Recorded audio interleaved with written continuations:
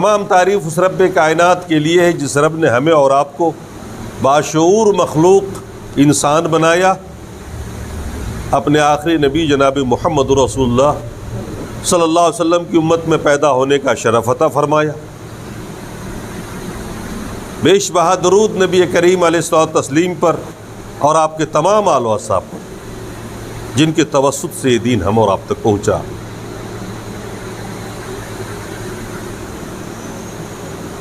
سامعین کرام، آج کل آپ سن رہے تھے کہ ہم اللہ کی حمد کرتے ہیں، بڑائی کرتے ہیں، تعریف کرتے ہیں۔ جب بھی کوئی پروگرام ہوتا ہے یا آپ نماز پڑھتے ہیں، کچھ بھی کرتے ہیں تو آپ الحمدللہ رب العالمین پڑھتے ہیں۔ اس کا مفہوم پچھلے خطبات میں نے سمجھانے کی کوشش کی تھی کہ رب العالمین آپ جب بولتے ہیں تو وہ کتنی بڑی بات آپ بولتے ہیں کہ ساری کائنات کا وہ رب ہے، یعنی ساری کائنات کا مدبر ہے، مالک ہے، منتظم ہے، ہمارا آپ کا ساری کائنات کا وہ خالق بھی ہے۔ یہ توحید ربوبیت ہے جو میں نے پچھلے 1-2 خطبے میں آپ کو سمجھایا تھا۔ آج ہم توحید الوہیت کی بات کریں گے جو سب سے اہم ہے اور جس کو لے کر ہر نبی آئے۔ قرآن میں آیا ہے، ایک آیت میں اللہ نے فرمایا وَلَقَدْ بَعَثْنَا فِي كُلِّ أُمَّةٍ رَسُولًا أَنِ اعْبُدُوا اللَّهَ وَاجْتَنِبُوا الطَّاغُوتَ۔ ہم نے ہر امت میں ایک رسول کو بھیجا اور صرف اس بات کی تبلیغ کے لیے بھیجا ان اعبدوا اللہ کہ لوگ صرف ایک اللہ کی ہی عبادت کریں، واجتنبوا الطاغوت اور طاغوت سے بچیں، شیطان سے بچیں۔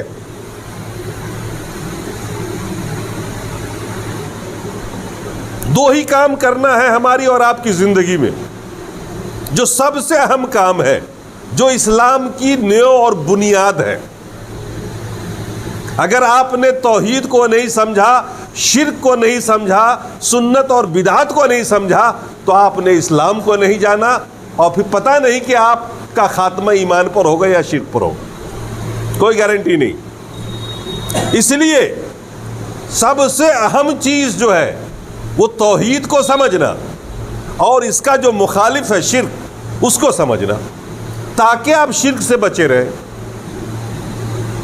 تاکہ آپ شرک سے بچے رہیں، کیونکہ یہ وہ بھیانک جرم ہے کہ آپ کی ساری زندگی کی عبادتوں پہ پانی پھیر دیں۔ آپ چاہے جو بھی کر لیں، بہرحال جہنم میں جائیں گے۔ اگر آپ نے شرک کیا ہے اپنی زندگی میں ایک بھی اور توبہ کیے بغیر ہم مر گئے۔ یہی اسلام کی بنیاد اور یہی تمام آسمانی دین کی بنیاد رہی۔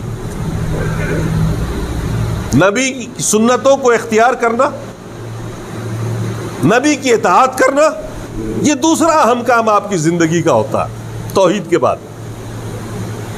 کہ آپ نبی کے فرمودات پر عمل کریں، اور جن کاموں سے ہمارے رسول نے یا دیگر انبیاء نے اپنی اپنی امت کو روکا ہے، ان تمام امت کے اوپر یہ فرض تھا کہ وہ نبی کی اطاعت کریں۔ پوری طرح اطاعت ہم اور آپ کر نہیں سکتے، ہم عام انسان ہیں۔ اگر پوری طرح ہم اور آپ اطاعت کر لیا ہم نے تو پھر ہم صحابہ ہو جائیں گے۔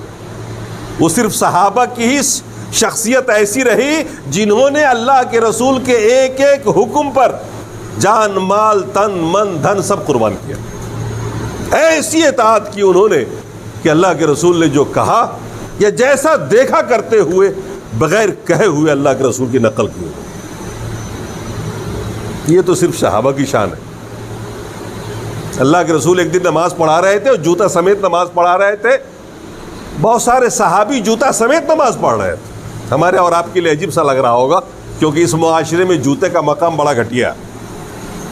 حالانکہ جوتا آپ کے پیروں کی حفاظت کرنے والا ہے جیسے کپڑا آپ کے جسم کی حفاظت کرتا ہے، لیکن اپنے یہاں جب کسی کو بہت زیادہ ذلیل کرنا ہوتا ہے تو کہتے ہیں جوتے سے ماروں گا۔ یہ جوتا اتنی قابل حقارت چیز نہیں ہے، بڑی قیمتی جوتا ہوا کرتا ہے اور اس کے بغیر ہم اور آپ چل نہیں سکتے۔ بہرحال عربوں کے اندر ملائم جوتا چلتا ہے، پہلے چلتا تھا، جس میں وہ رکوع سجدہ سب کر سکتے تھے۔ آج تو بہت ٹائٹ قسم کا جوتا ہے۔ تو اللہ کے رسول نماز پڑھتے تھے، صحابہ پڑھتے تھے۔ اتفاق سے بیچ نماز میں اللہ کے رسول نے اپنے دونوں جوتے اتار کر دائیں طرف رکھ دیے، بہت مشہور حدیث ہے یہ، جوتے اتار کے رکھ دیے۔ صحابہ نے دیکھا اور صحابہ نے بھی نماز کی حالت میں اپنے جوتے اتار دیے۔ یہ ہے اطاعت اور اتباع۔ حالانکہ سلام پھیرنے کے بعد اللہ کے رسول نے پوچھا ما حملکم علی القاء نعالکم، یہ جملہ حدیث کے، میرے صحابیوں کس بات نے تمہیں مجبور کیا کہ تم لوگ جوتے اتار دو، تم نے کیوں اتار دو؟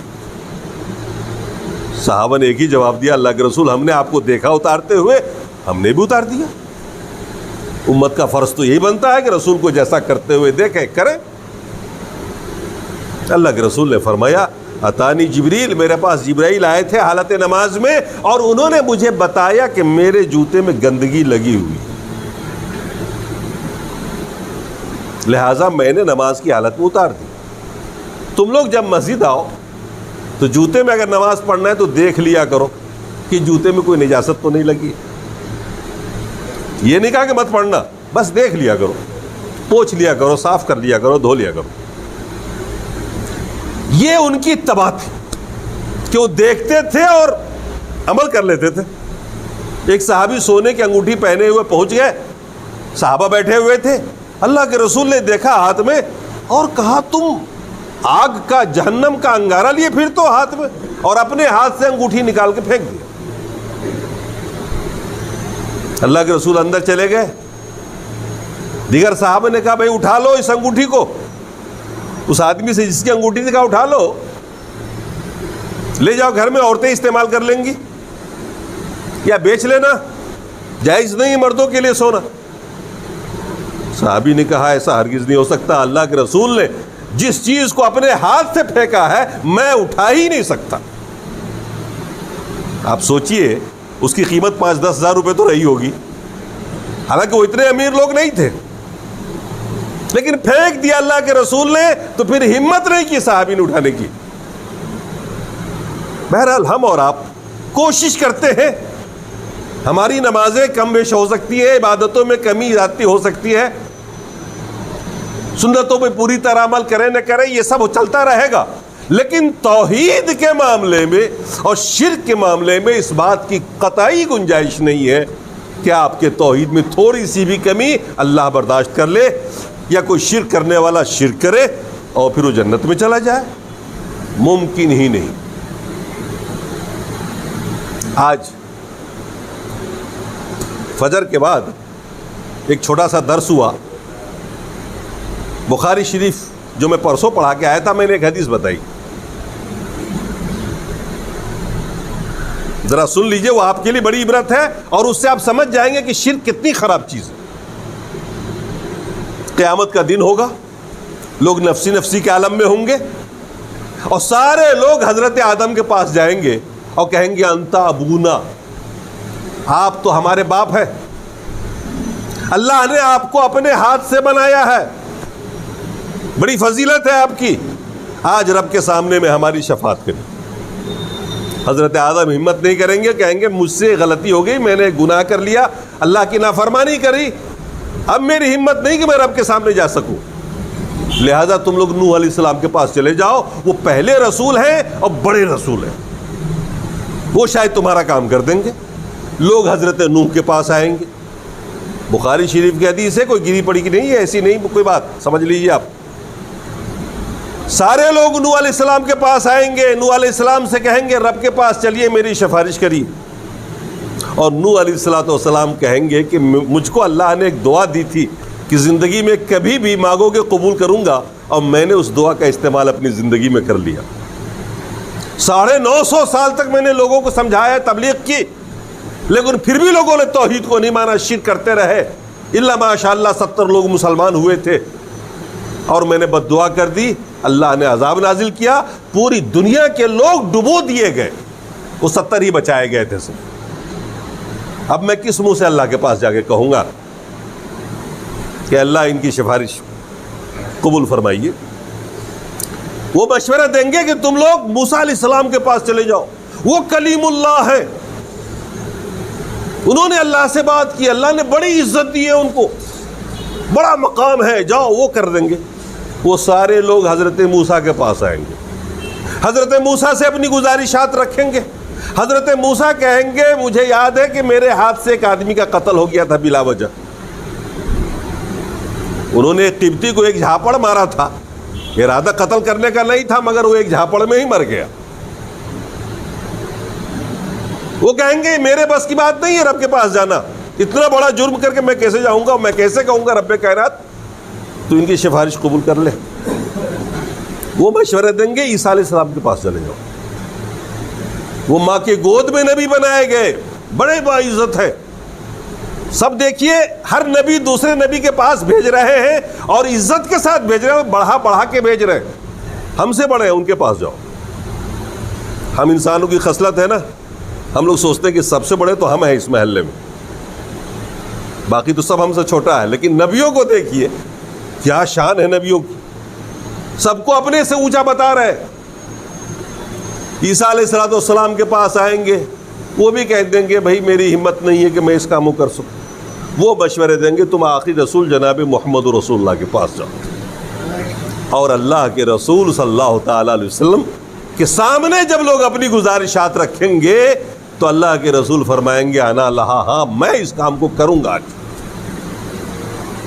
کیونکہ میں نے اپنے اس دعائے مستجاب کو, مقبول دعا کو جو اللہ نے ایک پاور دیا تھا ہمیں, ہم نے بچا کے رکھا ہوا ہے. لہذا وہ رب کے سامنے جائیں گے, سجدہ کریں گے. اللہ کہے گا ارفع یا محمد راسک, محمد اپنا سر اٹھائیے, سل تعطا, سوال کریے مانگیے دیا جائے گا. اور اللہ کے رسول اسی امت کا سوال کریں گے, اے اللہ میری امت کو بخش دے, میری بہت ساری امت جہنم میں جا چکی ہے اللہ. اور اللہ فرمائے گا کہ جائیے آپ خود, اور جس کے دل میں رائی کے دانے کے برابر بھی توحید ہو, ایمان ہو, شرط یہ ہے کہ زندگی میں اس نے شرک نہ کیا ہو, شرط یہ ہے کہ زندگی میں اس نے شرک نہ کیا ہو. ایسے سارے لوگوں کو نکال کے آپ جنت میں ڈال دیجیے. اللہ کے رسول ایسے سارے لوگوں کو جو جل کر کوئلہ ہو چکے ہوں گے, وہ ہم ہی اور آپ ہوں گے, کیونکہ ہماری نمازیں چھوٹ رہی ہیں, کیا کیا ہم لوگ کر رہے ہیں, نافرمانیاں کر رہے ہیں. اللہ کے رسول نکالیں گے جہنم سے, نہر حیات جنت سے ایک نہر نکلتی ہے, اس میں ڈالیں گے, اور پھر وہ لہلہاتا ہوا انسان خوبصورت جیسے ہے ویسے بن کے آپ نکلیں. پھر اللہ کے رسول ان سارے لوگوں کو جنت میں داخل کریں گے. کب؟ جب توحید ہوگی آپ کے سینے میں, عقیدہ ہوگا بہترین پکا, تبھی ہوگا. یہ شرک نہ کیا ہو زندگی میں. اللہ کے رسول دوسری بار آ کے سجدے میں سر رکھیں گے. پھر اللہ فرمائے گا جائیے, جس کے دل میں رائی کے دانے کے برابر بھی, رائی کے دانے کے آدھے کے برابر, یعنی آدھا رائی, سوچ لیجئے رائی کا دانہ کتنا چھوٹا ہوتا ہے, اور اس کا آدھا سوچ لیجئے آپ, اتنا بھی توحید ہے, ایمان ہے, اور زندگی میں کبھی اس نے شرک نہیں کیا. آپ ایسے تمام لوگوں کو نکال لیجئے جہنم سے. توحید کا ٹکٹ کام آ رہا ہے, بشرطے کہ شرک نہ ہو آپ کی زندگی میں. یہاں نہ نماز کا حساب ہو رہا ہے, نہ روزے کا ہو رہا ہے, لیکن توحید ہے آپ کے پاس, شرک نہیں کیا ہے, تو گارنٹی ہے کہ وہاں سے پھر نکل کے ہم جائیں گے. پھر تیسری بار اللہ کے رسول جائیں گے, اور اللہ فرمائے گا جس نے شرک نہیں کیا ہو آپ ایسوں کو نکال لائیے. کتنا بڑا جرم ہے یہ شرک, جو اللہ کو گوارا نہیں. آپ دنیا کے جرائم بہت سارے ہیں, کریں, سب معاف ہو سکتے ہیں. قرآن میں اللہ نے فرمایا ان اللہ لا یغفر ان یشرک بہ ویغفر ما دون ذلک لمن یشاء. اللہ تمہارے شرک کو معاف نہیں کر سکتا, اس کے علاوہ تم جس گناہ کو بھی کر کے آؤ گے اللہ معاف کر سکتا ہے. اس لیے توحید کو گلے سے لگائیے, شرک سے ایسے نفرت کیجئے جیسے کینسر سے کیا جاتا, ایسے دور رہیے اس سے. اور یہ دونوں ہی باتیں آپ کے کلمہ طیب لا الہ الا اللہ کے اندر کہی گئی. میں نے وہی آیت پڑھی آپ کے سامنے میں, اللہ تبارک و تعالیٰ نے فرمایا من یکفر بالطاغوت ویؤمن باللہ، جس نے شیطان کا انکار کیا اور اللہ پر ایمان رکھا۔ پہلے شیطان کا انکار۔ بھئی یہ شیطان کون پوچھتا ہے؟ ہم میں سے تو کوئی نہیں پوچھتا شیطان، ہم میں سے تو کوئی نہیں مانتا شیطان کو۔ کبھی کسی نے شیطان کی عبادت نہیں کی، کبھی دیکھا آپ نے کرتے ہوئے کسی کو؟ پھر آپ سوچیں گے قرآن کہہ رہا ہے شیطان؟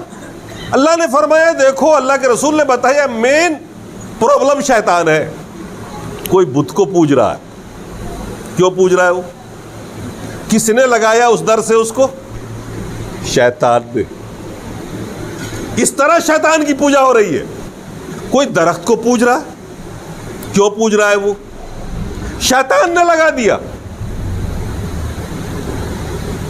کوئی سورج کو پوج رہا ہے، کیوں پوج رہا ہے سورج کو؟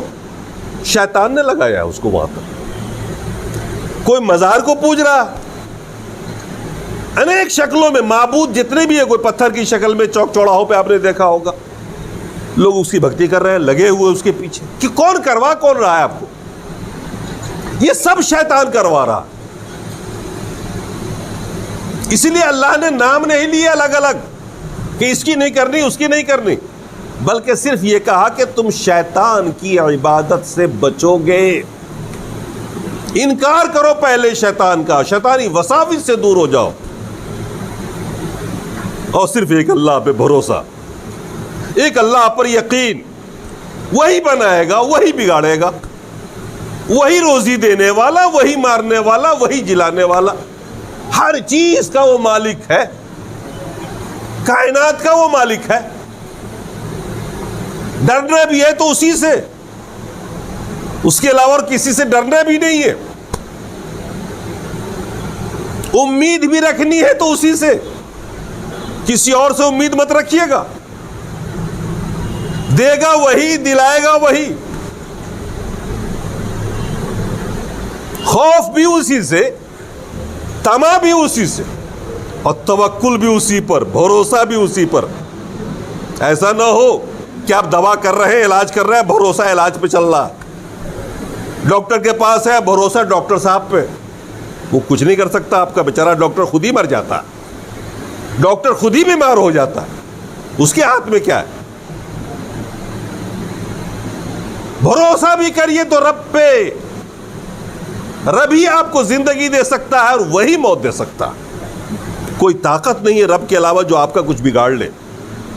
ایک بار اللہ کے رسول صلی اللہ علیہ وسلم نے اپنے چچا زاد بھائی عبداللہ ابن عباس کو نصیحت کرتے ہوئے کہا، یا ابن عباس لو ان الناس اجتمعوا علی ان ينفعوك شيئا لن ينفعوك الا قد كتب الله لك وَلَوْ أَنَّ النَّاسِ اجْتَمِعُوا عَلَىٰ أَن يَضُرُّوكَ لَن يَضُرُّوكَ إِلَّا مَا قَدْ كَتَبَ اللَّهُ لَكَ جَفَّ الصُّحُفُ وَرُفِعَ الْقَلَمُ۔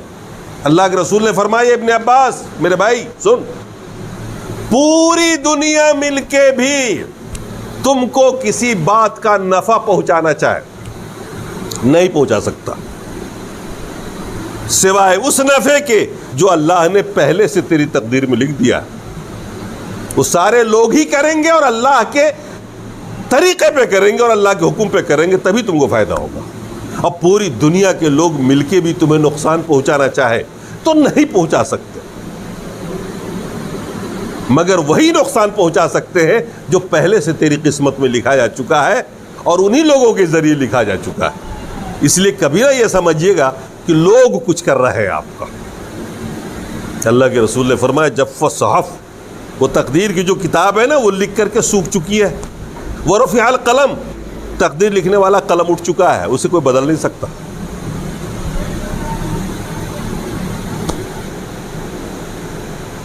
تو یہ ہے اسلام۔ اگر آپ اس چیز کو سمجھتے ہیں اور اس پر عمل کرتے ہیں، اس کا عقیدہ رکھتے ہیں آپ، تو آپ توحید والے، اور اس کے خلاف اگر آپ جاتے ہیں تو شرک والے۔ اس کو سمجھانے کے لیے میں نے ایک حدیث پڑھی آپ کے سامنے، جی خوش ہو جائے گا آپ کو، سنیے حدیث۔ اللہ کے رسول نے فرمایا, عبادہ بن صامت رضی اللہ تعالیٰ عنہ سے روایت ہے, وہ فرماتے ہیں اللہ کے رسول نے فرمایا من شہد اللہ الہ الا اللہ, جس نے گواہی دی کہ اللہ کی سوا کوئی عبادت کے لائق نہیں. دیکھیے شہادت کا لفظ جو عربی بولا جاتا ہے نا, گواہی دینا, اپنے یہاں بڑا عام ہے گواہی دینا. چائے پر بھی لوگ گواہی دے آتے ہیں اور ناشتے پر بھی دے آتے ہیں. عرب کے لوگوں میں ایسا نہیں تھا نا, عرب کا مزاج ایسا تھا, گواہی وہی دیتا تھا جس کا دل اقرار کرتا ہے. ہمارے آپ کا ایسا بھی ہے کہ دل اندر سے کچھ کہہ رہا ہے اور زبان اس کے خلاف بول رہی. عربی میں جب شہادت کا لفظ آتا ہے تو دل اور زبان ایک ہونا چاہیے, جو دل میں ہے وہی زبان پر ہو.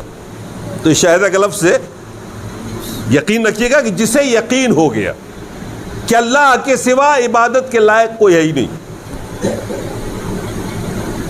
اور یہ کہ محمد صلی اللہ علیہ وسلم اللہ کے بندے پہلے ہیں, رسول بعد میں. اللہ کے بندے ہیں اور رسول ہیں, یہ نہیں کہ رسول ہے صرف. یہی وجہ ہے کہ امتیں گمراہ ہو گئی.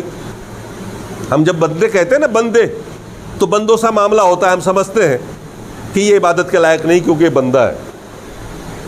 لیکن اگر بندگی پر یقین نہ رکھا جائے کہ رسول بندے ہیں تو آدمی رسول کی ہی پوجا شروع کر دے گا. اور ایسا ہوا ہے. آج لوگ رسول کے دربار میں جا کر کے رسول سے ہی مانگنے لگتے ہیں, ڈائریکٹ رسول کے سامنے میں ہاتھ اٹھا کے دعا مانگتے ہیں. بہت سارے پاکستانی لوگوں کے خطوط پکڑے گئے, لڑکیوں کے لڑکوں کے خطوط پکڑے گئے. وہ آتے ہیں اللہ کے رسول کے قبر کے قریب خط پھینک کے چلے جاتے ہیں. اس میں لکھا رہتا ہے یا رسول اللہ میری شادی نہیں ہو رہی, میری عمر 40 سال کی ہو گئی, میری شادی جلدی سے کروا دیجیے. لوگ اپنے اپنے دکھ سمسیاؤں کو لکھ کر رسول اللہ کے قبر پر پھینکتے ہیں. یہ ان کا عقیدہ بول رہا ہے نا.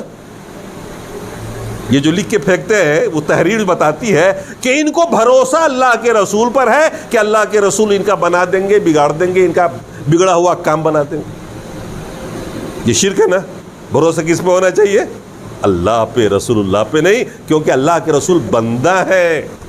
آپ کو ان کی اطاعت کرنی ہے, ان کے پیچھے چلنا ہے, ان کی بات ماننی ہے, نہ یہ کہ ان کی عبادت کرنی ہے. ان سے محبت کریے, ان سے اطاعت کریے. ان کی اطاعت ہوگی, عبادت نہیں ہوگی. عبادت اللہ کی ہوگی, اطاعت رسول اللہ کی ہوگی. یہ ہے. اسی لیے عبد کا اقرار کروایا اللہ کے رسول نے, من شہد اللہ الہ الا اللہ وان محمد رسول اللہ ان محمد عبدہ ورسولہ, جس نے یہ شہادت دی کہ محمد اللہ کے بندے اور رسول ہے. یہ پہلی چیز, یہ آپ کے توحید میں بنیادی چیز پہلی ہے. لیکن ابھی سے ایمان آپ کا مکمل نہیں ہوا. اللہ کے رسول نے آگے فرمایا وَأَنَّ عِيسَىٰ عَبْدُ اللَّهِ وَرَسُولُهُ, اور جس نے اس بات کی شہادت دی, اس بات پر یقین رکھا کہ عیسیٰ علیہ السلام اللہ کے رسول سے جو پہلے نبی ہوئے ہیں وہ اللہ کے بندے ہیں, اللہ کے رسول ہیں. بڑی اہمیت ہے یہاں پر بھی بندہ کہنے کی, کہ رسول کو پہلے اللہ کا بندہ مانا جائے. ہم مسلمان عیسیٰ علیہ السلام کو اللہ کا بندہ مانتے ہیں. عیسائی لوگ کیا مانتے ہیں؟ یہ جو عیسائی لوگ ہیں وہ کیا مانتے ہیں؟ بندہ نہیں مانتے, وہ اللہ ہی مانتے ہیں. وہ اللہ کا بیٹا کہتے ہیں, وہ عبداللہ نہیں کہتے. وہ سیدھے سیدھے کہتے ہیں کہ رسول اللہ ہیں, اللہ کے بیٹے ہیں.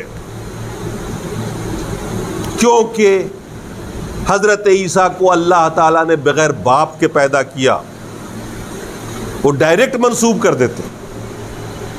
یہی ہے شرک. کیا بیٹا ہونے کا مطلب سیدھا سیدھا کہ اللہ کے سارے پاور میں عیسیٰ علیہ السلام مختار ہے. اسی لیے آج عیسائیوں کو آپ دیکھیں کہ ان کا چرچ ہوگا, ہفتے بھر وہ گناہ کریں گے, اتوار کی اتوار جا کر کے عیسیٰ علیہ السلام کا فوٹو لگا رکھا ہے, ان کے سامنے میں اپنے گناہوں کا اقرار کر لیں گے اور کہہ دیں گے حضور ابا سے سمجھ لیجئے گا. ان کی یہ سسٹم ہے پورا. جیسے میں نے دیکھا ہمارے طبقے میں بہت سارے لوگوں کو ایک سے ایک برائی اور گناہ کرتے ہیں اور مزار پہ جا کے کہہ دیتے ہیں کہ حضور آگے تو آپ ہی ہیں، شفاعت کر دیجیے گا، میرا جو کام ہے وہ میں نے آپ تک پہنچا دیا ہے، بکرا بھی چڑھا دیا، مرغا بھی چڑھا دیا، اور بولو کچھ دیکھ بنوانا ہے تو بھی بنوا دیتے. یہ لوگ کرتے ہیں، اجمیر سے لے کے چھوٹے مزار تک پہ ہوتا، یہ ہمارے مسلمان لوگ کرتے ہیں. عبداللہ کی بڑی اہمیت ہے. اللہ کے رسول نے فرمایا وہ عیسیٰ عبداللہ و رسول، عیسیٰ علیہ السلام. یہ تو مثال دی گئی، سارے نبیوں کو آپ اسی پہ قیاس کر لیجئے، جتنے نبی ہوئے سب اللہ کے بندے پہلے ہیں، رسول بعد میں. پھر اللہ کے رسول نے فرمایا کہ عیسیٰ علیہ السلام کی شان میں کچھ اور خاص باتیں ہیں کہ اس پر ایمان رکھے. کلمتہ، اللہ نے کلمت اللہ بھی کہا عیسیٰ علیہ السلام، اللہ کا کلمہ ہے. وروح منہ، اللہ کی پیدا کردہ روح ہے. مطلب یہ ساری باتیں اس لیے کہی گئی کہ اللہ کو خوب علم ہے کہ عیسائی شرک کریں گے. آج سارے عیسائی 3 خداؤں کو مانتے ہیں، تثلیث کے قائل ہے، قرآن میں آیا ہے. وہ ایک اللہ کو تو مانتے ہی ہے، عیسیٰ علیہ السلام کو اللہ کے بیٹے کی حیثیت سے مانتے ہیں، اور جبریل کو تیسرا خدا مانتے ہیں، اس کو روح الامین کہتے ہیں. وہ کیوں گمراہ ہوئے؟ اس لیے گمراہ ہوئے، یہ شرک اس لیے ان کے ہاں آ گیا کہ انہوں نے رسول کو عبداللہ نہیں مانا، سیدھا سیدھا رسول اللہ کہہ کر کے، اور سیدھا سیدھا اللہ کا بندہ اور اللہ کا روح قرار دے دیا. اس طریقے سے انہوں نے جو سمجھ لیا کہ یہ دوسرے اللہ ہیں. پھر اللہ کے رسول نے فرمایا، بات ابھی جاری ہے کہ جس نے یقین رکھا، شہادت دی کہ عیسیٰ علیہ السلام اللہ کے بندے، اللہ کے رسول ہیں، اللہ کا کلمہ ہے اور اللہ کی پیدا کردہ روح ہے. والجنت حق والنار حق، اور جس نے جنت کے حق ہونے پر یقین رکھا کہ جنت ایک واقعی چیز ہے جہاں اچھے اعمال کرنے والے جائیں گے. والنار حق، اور نار ایک حقیقت ہے جہاں برے اعمال کرنے والے جائیں گے. اللہ کے رسول نے فرمایا ادخلہ اللہ الجنہ علی ما کان من العمل. ایسے لوگوں کو جو یہ ایمان اور عقیدہ رکھیں گے، عبدیت کا بھی، رسالت کا بھی، اللہ کی وحدانیت عبادت کا بھی، کہ اللہ ہی عبادت کے لائق ہے، رسول بندہ ہے، رسول ہے، ان تمام باتوں کا جو ذکر ہوا اس حدیث میں، ایسے تمام لوگوں کا جو ان پر یقین ہے، اللہ کے رسول نے فرمایا ادخلہ اللہ الجنہ علی ما کان من العمل. اللہ تعالیٰ ایسے تمام لوگوں کو جنت میں داخل کرے گا، عمل جیسا بھی ہو، عمل جیسا بھی ہو. چاہے وہ نماز اس نے پڑھی یا کم پڑھی، زیادہ پڑھی، نہیں پڑھی، فرق اتنا ہوگا میرے بھائی، اگر آپ نے نماز نہیں پڑھی ہے، چھوڑی ہے، بائی پاس جاؤ گے. اللہ کی نافرمانی کی، رسول کی نافرمانی کی، سیدھے جنت میں نہیں جاؤ گے، بائی پاس جہنم ہو کے. اور کیلنڈر سنا آپ نے؟ 50,000 سال کا ایک دن ہوگا، اور 3 مہینے سے کم کی سزا تو مان کے چلو ہی نہیں آپ. ایک معمولی مجرم کی بھی سزا 3 مہینے ہوتی ہے. اگر آپ نے نماز چھوڑی ہے، روزے چھوڑے ہیں، نافرمانیاں کی ہیں، تو پہلے کہاں جانا پڑے گا؟ 3 مہینے کے لیے چلے گئے آپ، 50,000 سال سے گناہ کرو آپ، کتنے لاکھ سال میں پہنچتے ہو آپ؟ اتنے سال جہنم میں برداشت کر لو گے آپ؟ جہنم کی آگ جو 70 پانی سے دھل کے اس دنیا میں آئی ہوئی ہے، یہ آگ جس پہ ہم اور آپ کھانا پکاتے ہو، 70 بار پانی سے دھو کے اس آگ کو اللہ نے دنیا میں بھیجا. اس میں کوئی انگلی ڈالنے کی ہمت نہیں رکھتا. اس آگ میں آپ کیسے چل جاؤ گے لاکھوں سال؟ اس لیے یہ نہ سوچنا کہ میں جیسا بھی عمل کروں گا جنت میں چلا جاؤں گا. یہ تو توحید کی برکت ہے کہ شرک نہیں کیا، توحید پہ آیا تو اللہ تعالیٰ بہرحال اسے جنت میں داخل کرے گا. یہ توحید کی برکت ہے، لیکن سزا تو پانی پڑے گی نا. اگر آپ اور ہم چاہتے ہیں کہ کامیابی ملے، اللہ تعالیٰ میدان محشر میں ہی گناہوں کو معاف کر دے اور سیدھے جنت میں چلے جائے. اللہ نے جن نمازوں کو فرض کیا ہے پابندی سے پڑھیے، اللہ کے رسول کی اطاعت کریے، فرائض کی ادائیگی کیجیے پابندی سے، اور رسول کی اطاعت کیجیے. چھوٹی موٹی کمی رہ جائے گی تو اللہ تعالیٰ انشاءاللہ معاف کر دے گا، میدان محشر میں جانا نہیں پڑے گا وہاں۔ لیکن کوئی یہ سوچ لے کہ ہم عبادت نہیں کریں گے پھر بھی جائیں گے، جیسا بھی عمل ہوگا شرک بھی کریں گے چلے جائیں گے، ممکن ہی نہیں ہے۔ شرک کرنے والا تو چاہے ساری زندگی نماز پڑھتا ہو۔ تو مجھے تو بتانا تھا دراصل شرک کو، لیکن آج یہ تقریر بطور تمہید ہی آپ کے پاس رہ گئی۔ انشاءاللہ آنے والے دنوں میں ہم توحید کو آگے تفصیل کے ساتھ بیان کریں گے، اور شرک ہم دکھائیں گے کہ دنیا میں کیسے کیسی شرکیں پہلے ہوئی ہیں اور کیا کیا صورتیں آج کی ہیں، تاکہ آپ شرک سے بچ سکو۔ کیونکہ مین چیز ہمارا یہ بتانا ہے کہ آپ شرک سے بچیں، اور شرک کے جو کام رائج ہیں آج کے دور میں ان سے آپ کو بچنا ہے۔ اللہ تبارک و تعالی ہمارے گناہوں کو بخش دے۔ ہم نے زندگی میں جو بھی چھوٹے بڑے گناہ کیے ہیں، رب کریم تو ہی بخشنے والا ہے، تیرے علاوہ کوئی بخشنے والا نہیں ہے۔ اے اللہ ہمیں تو نئی زندگی دے، ہمیں عملی زندگی دے اے اللہ، کہ ہم توحید پر قائم رہیں، شرک سے نفرت کریں اور اطاعت رسول کریں۔ اقول قولی ھذا واستغفر اللہ لی ولکم ولسائر المسلمین۔ بارک اللہ لکم فی القرآن العظیم ونفعنا وإیاکم بالآیات